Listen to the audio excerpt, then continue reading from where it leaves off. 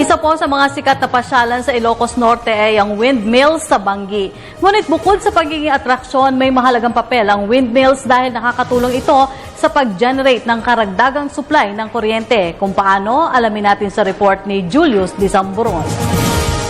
Sa kabila ng emergency shutdown ng ilang power plants sa bansa, patuloy ang ginagawang hakbang ng pamahalaan para masuplayan ng kuryente ang bawat consumers. Matatandaan, una nang sinabi ni Energy Secretary Jericho Petilla na inaasahang papatak sa ika-21 hanggang ika-22 ng Mayo ang pinakamainit na temperatura ngayong taon, kung saan may mas malaki ding konsumo ng kuryente. The hottest day, is on the 21st and the 22nd. Okay, and that is when WEF will be held. Then that is when it will be held, and we simply manage whatever resources we have.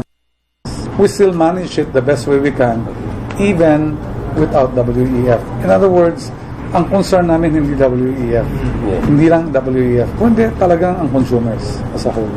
Ang Pilipinas ay biniyayaan ng mga likas na yamang maaaring mapagkuhanan ng enerhiya. Ilan na lamang dito ang hydro at geothermal source, coal at oil, pati ang solar source o mula sa init ng araw kung saan kamakailan pinasinayaan ni Pangulong Aquino sa Negros Occidental. Isa rin sa pwedeng pagmula ng kuryente ay mula sa hangin, kung kaya't dito sa Ilocos Norte ipinatayo ang mga windmills. Kaya nga may mga windmills na tayo para masuportahan yung medyo fluctuation ng current natin. At by 2016 mag-start, meron din dito itatayo sa Barangay Balawi and adjacent barangays. Ayon sa opisyal, malaki ang naitutulong ng windmills bilang renewable source of energy.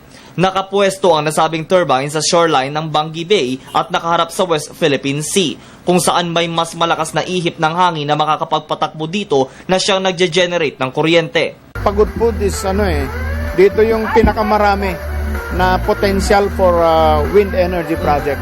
So ongoing na yung kaparispisan, meron ng 81 megawatts ongoing. So susunod yung barangay Kaunayan and barangay Balawi.